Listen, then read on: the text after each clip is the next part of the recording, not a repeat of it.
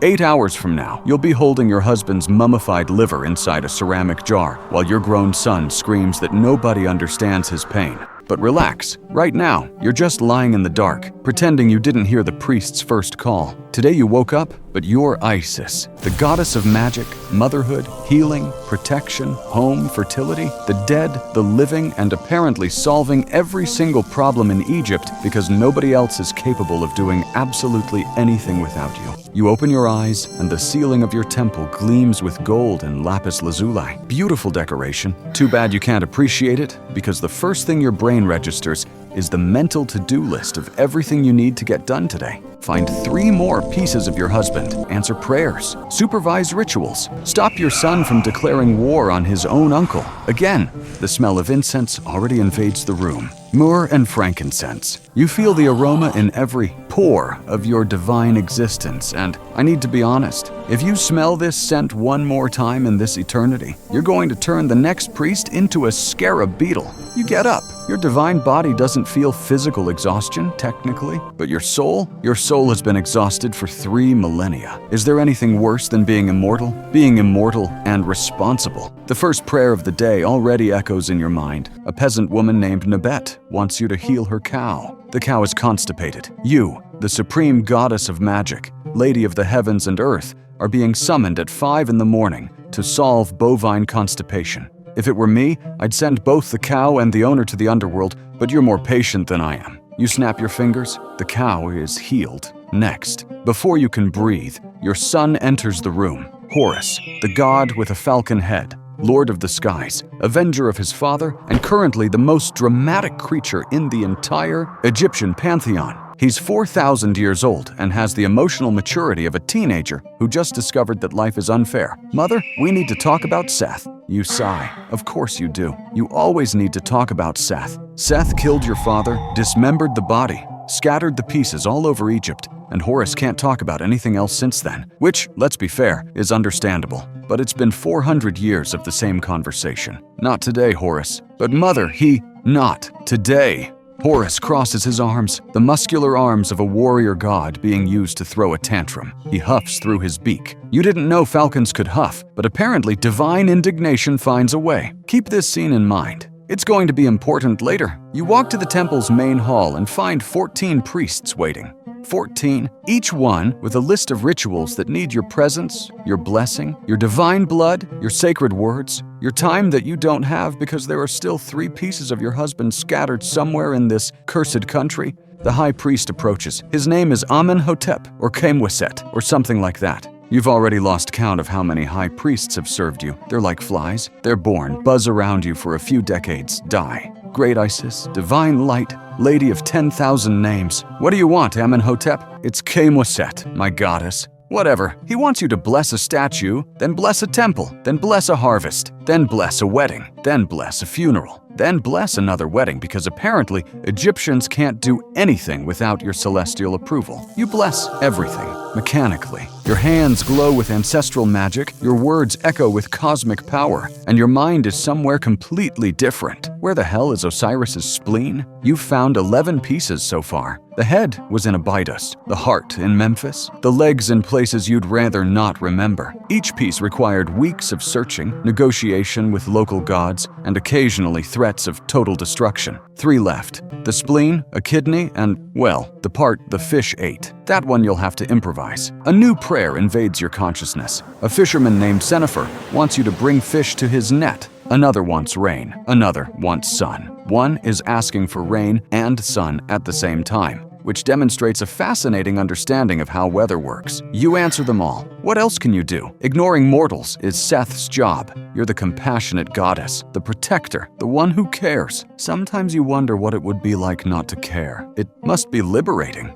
Midday arrives, and you still haven't managed to leave the temple. The next 2 hours are basically you repeating sacred words while priests throw incense in your face and sing hymns about how wonderful you are. You don't feel wonderful. You feel like a divine civil servant processing eternal paperwork. Finally, a break. You escape through the back of the temple, transform into a kite, your favorite bird, and fly over the Nile. The wind in your feathers is the only thing that still makes you feel alive. Well, alive in the metaphorical sense. You're immortal. Death is a joke that only works on others. Down below, Egypt stretches out like a carpet of sand and hope. Millions of people who depend on you, who pray to you, who have no idea what it costs to keep all this running. They think gods have easy lives. They don't need to search for their husband's organs in jars scattered across the delta. You land near Osiris, a reliable source, meaning a minor god you threatened to turn into a scorpion, said he saw something strange around here, something that pulses with Osiris's essence. And there it is, in an abandoned temple.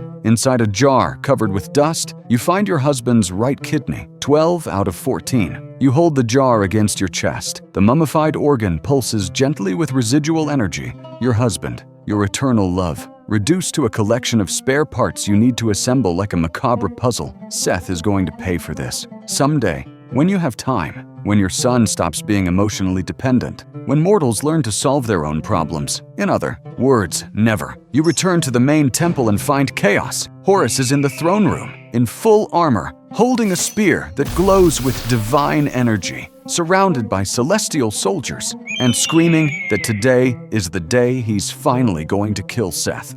I warned you that scene was going to be important. Horus, what are you doing? Justice, mother. Justice for my father. Seth must pay. Seth is in the desert, with an army. You can't just, I am the god of the skies, the rightful avenger, the heir to the throne of. You're a 4,000-year-old brat who doesn't know when to shut up. Silence. The celestial soldiers look at the floor. Horus looks at you with those falcon eyes that can see through dimensions but can't see the obvious, that you're exhausted, that there are still 2 pieces of his father missing, that a war now would destroy everything. You take a deep breath. The jar with the kidney is still in your hands, your husband in pieces, your son ready for a suicidal war, your priests waiting for blessings, your faithful waiting for miracles. Horus, sit. He doesn't sit. Sit. He sits. You place the jar on the table and look at your son, your boy, the one you protected from Seth when he was just a baby, the one you hid in the marshes of Chemis for years, the one you nursed with magic and hope.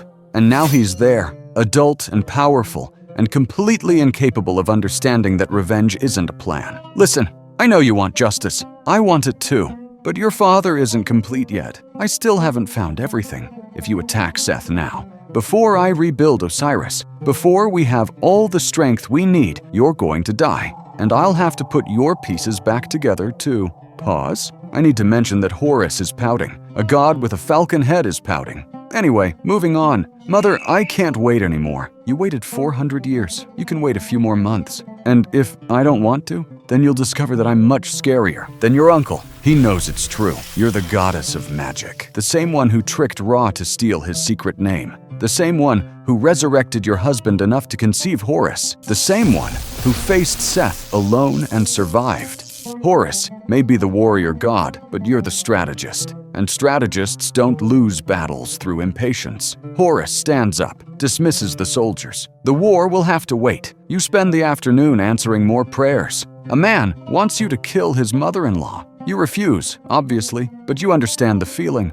A woman wants to get pregnant. Another wants not to get pregnant. A pharaoh wants to win a war. Another wants to avoid a war. Everyone wants something. Nobody wants to give anything in return besides prayers and incense. Night falls over Egypt. You're in your room again. The jar with the kidney by your side, 11 other jars on a special shelf. Your husband in fragments, waiting for the day when you can finally rebuild him. You think about Osiris, about his smile, about his voice, about the way he ruled with wisdom before Seth destroyed everything. You miss him every day. Each search for a piece is a reminder of what you lost, of what everyone lost. But you can't fall apart. Not now. Horus needs you. Egypt needs you. The dead need you. The living need you. Everyone needs something that apparently only you can give. You lie down in bed. The gold and lapis lazuli ceiling glows in the dark. Tomorrow you'll search for the spleen after blessing more statues and solving more crises and stopping Horus from doing something stupid. Again, being the most powerful goddess in Egypt has its advantages. You have unlimited magic,